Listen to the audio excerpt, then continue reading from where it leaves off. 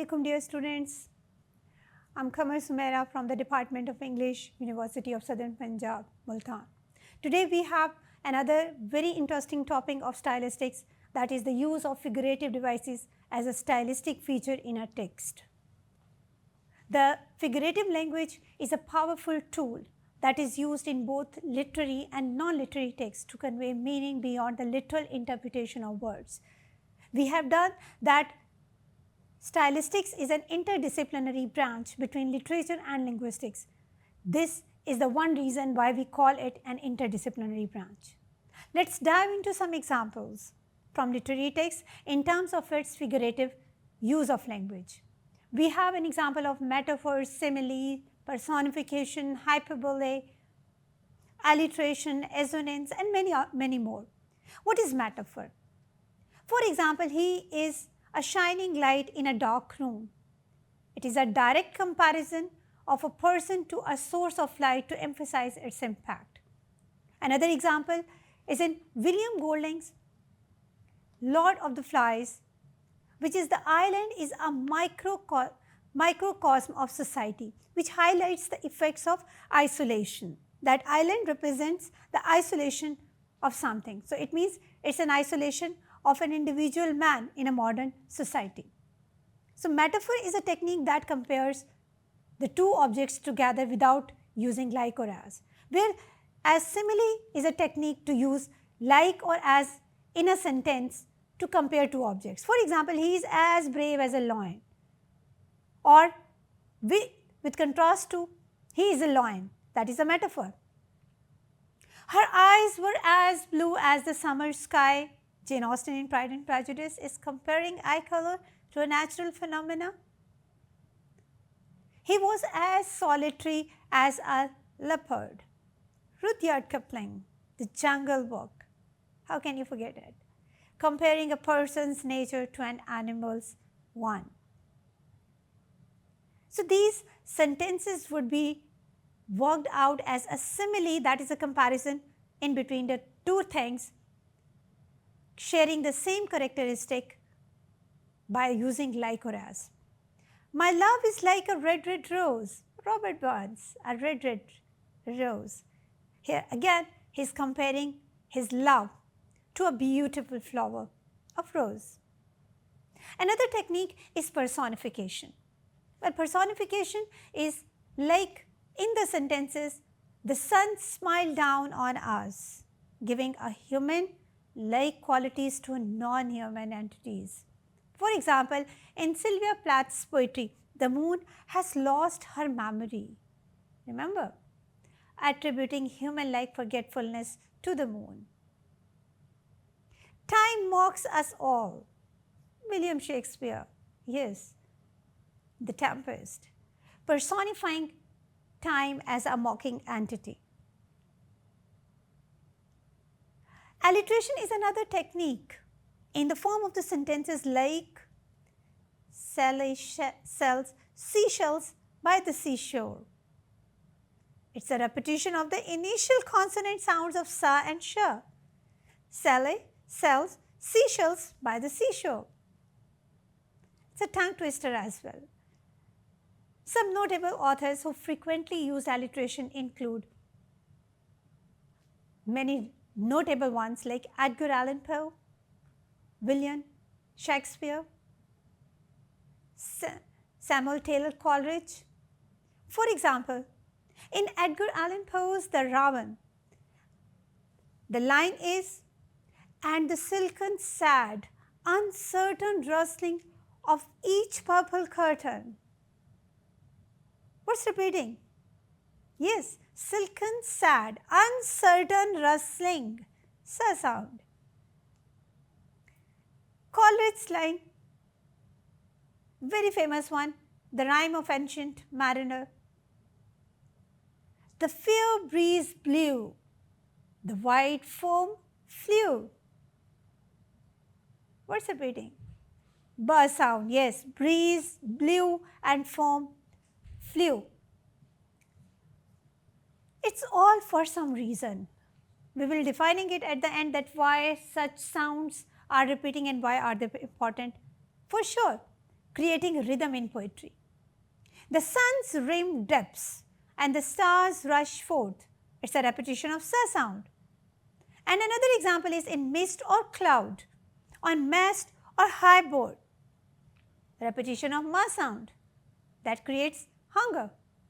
Coleridge's use of alliteration creates musicality and rhythm. I already tell. Emphasis on certain words or ideas. It also enhances the sensory experiences as well. Creates an experience like the use of same sound in one line. His poetry often explores themes of nature, the supernatural and the human condition, and alliteration helps to evoke a sense of wonder and atmosphere. Irony is another technique. It means to state or to say one thing while meaning of the exact opposite what actually you mean. For example, Brutus is an honorable man. Will you believe it? For sure not. It has different ways in narration. We can have a verbal irony, we can have a dramatic irony or situational irony. Verbal irony occurs when a speaker's intention is the opposite of what he or she is saying. For example, a character stepping out into a hurricane and saying, "What a nice weather we're having, a fun in it." So, passing through a hurricane, it's more than impossible to say it's a wonderful. Situational irony occurs when the actual result of the situation is totally different from what you would expect the result to be. It means the result or the outcome would be totally different. For example, a family spends a lot of time and money planning an elaborate surprise birthday party for their mother to show her how much they care. But it turns out her birthday is next month and none of them knew the correct date. She ends up fuming that no one cares enough to remember her birthday. Dramatic irony occurs when the audience knows the truth but the character does not. For example, Shakespeare's tragedies are full of them. Othello and Romeo and Juliet are famous for such type of irony. Irony in words are expected results or expectations. It can create the unexpected twist at the end of a joke or the story that gets laughing or crying. Verbal irony tends to be funny. Situational irony can be funny or tragic, but dramatic irony is mostly tragic. Another tool in figurative device is satire. Satire is a technique employed by writers to expose and criticize foolishness and corruption of an individual or a society by using humor. Remember, by using humor. Irony, exaggeration, or mocking at others. Most political cartoons we see every day in newspapers and magazines are examples of satire. So it can be in verbal or non-verbal both forms. These cartoons criticize some recent actions of political figures in a comical way, a comic way. Some comedy shows nowadays on television are examples of satire as well. You see, at night. The seventh figurative device I have chosen, it's a refrain. It's a phrase or a line or the lines which are repeated at intervals during a poem and especially at the end of stanza. It has different forms as well. You may explore it through this book as well, which is your introduction to the stylistic as well.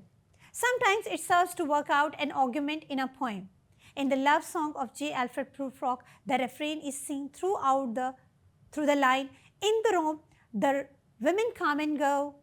Talking of the Michelangelo, this is the line Eliot says again and again to mock at society. The eighth device is euphemism, which is the use of pleasant expression for unpleasant things to take as an understatement. For example, "He has fallen asleep." We call some unpleasant fact in some pleasant words. The ninth one is the use of pun. A pun is a play on words. It's a play on words that produces a humorous effect by using a word that suggests two or more than two meanings in a given line or a phrase, or by exploiting similar sounding words that have different meanings. Time flies like an arrow. Fruit flies like a banana. That's a pun. An elephant's opinion carries a lot of weight. Puns in a literary work acts as a source of comic relief or an intentional effort on the part of the writer to show his or her creative ability in using language. It means using more than one meaning of the same word, or just keeping the two phonetic forms of a single word. Parallelism is another technique in our figurative device, which is the use of components in a sentence that are grammatically same or similar in their construction, sound, meaning or meter. Examples of parallelism are like father, like son, easy come, easy go, something is repeating or having the same structure. Whether in class, at work or at home, Shaista is always busy. So whether at home, at school, at class, she is always busy. So this is the use of the same structures at syntactic level or lexical level. Another device is paradox, which is a statement that appears to be self-contradictory, silly or wrong. We know the fact that it is wrong, but we accept that truth, which may include a latent truth. It is from truth condition theory from semantics. It is also used to illustrate an opinion or statement contrary or in contrast to the accepted traditional idea. A paradox is often used to make our reader think over an idea in an innovative way. So it develops your interpretation level to its innovative way. Examples of paradoxes in the sentences could be your enemy's friend is your enemy. Enemy's friend is your enemy. Truth is honey, which is bitter. The child is the father of man. Is it possible? Yes. For paradox it is. Another device is antithesis. It is a kind of parallelism in which two opposite ideas are put together in parallel structures. It means again the use of parallelism is there, but the use of two antitheses are used. For example, in an essay given by, yes, it is an example of using the same line like man proposes, God disposes. This is all about how the use of the same two different ideas in a single sentence. Another one is onomatopoeia. That is the use of the sounds of some object to objectify its physical existence. So the firework exploded with a loud boom, which are the words to imitate the sound of the same object. Examples are in news article, for example, the sizzling bacon crackled and popped in the pan. Onomatopoeia is a powerful tool used in advertising globally to create memorable and engaging ads.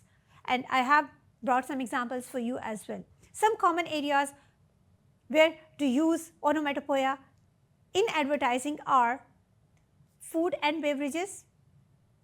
It could also be in the form of like snap, crackle, pop, fizz, fizz, plop, plop. All these sounds reflects the object to their creators in food and taste. Another way to use onomatopoeia is for cars and automotive advertisements. Automotive advertisements need the sounds like in Mazda's commercial we have zoom zoom campaign. So that one sound imitates the car they were advertising. It also used the creating brand identity. It can be used to create unique brand identity like Zipcar or Twitter or the word boom boom. We have it for our sportsmen as well. So it creates the effect of that one object to it, it objectifies. Another technique is imagery. The word indicates it creates a vivid sensory experience. Ted Hughes is the master of using it in his animal imagery to be used in the poetry in the form of the poem The Jaguar and Hawk Roosting. Showcases the power and symbolism of animal imagery. Another example is from William Wordsworth's poem, I Wandered Lonely as a Cloud. He uses natural imagery including birds and flowers, pastures to evoke a sense of wonder, lake and many more things and connection with nature. The term covers the use of language to represent objects, actions, feelings, thoughts, ideas, state of mind, and any sensory or extrasensory experience through words. Many images are conveyed through it are visual imagery, that is through your eyes, olfactory, that relates your smell. The words are to be used like nose, smell, pungent, auditory in terms of hearing, abstract to appeal to your intellect, kinesthetic in terms of sense of movement, tactile in terms of touch, gustatory in terms of taste. So, all these imageries are created by the use of words to create a sensual image of the word. Another technique we have is symbolism, which is a literary device used in text to convey the meaning beyond the literal interpretation of the words. And it would have another meaning in literary or non-literary text. It is not only a literary technique, it is used in non-literary as well. For example, in A Passage to India, the sections of the novel like the mosque, caves and temple all stand out like collective symbols of the subcontinent and represent its social, communal and political stratification in early 20s of 19th century, which fosters in-depth cultural study. So, the symbols are the images for which they are built in some writing. Shakespeare's As You Like It represents a place of transformation, freedom and self-discovery. Meanings of some common symbols are there for you to remember as your common sense. The dove is a symbol of peace, A red rose or the color red stands for love, care, danger, warning or happiness. Contrastive symbols are there for just one red color. A ladder may stand as a symbol for a connection between heaven and earth, between good and evil. Flags often symbolize national identity, pride and unity. The logos in the company may represent their values, mission and brand identity. Like you may explore the logo of your own university to explore its symbolic effect on the audience. Dreams and symbols in psychological context can represent subconscious thoughts, desires and fears. So, it means logos are the representation of what we think beyond the level of surface thought.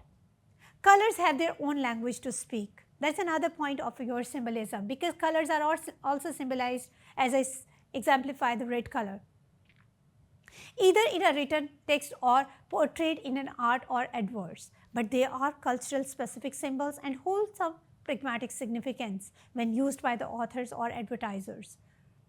The functions of symbolism are various, which could be the adding or addition of depth and complexity in your thought as an author. It conveys themes and ideas. It creates connections between the relations. It provides the religious insights. It specifies cultural metaphors. Like I said, A Passage to India is the best example out of it. Symbolism is a versatile tool used in various contexts to convey meaning that evoke emotions and create connections in between the audience and the author.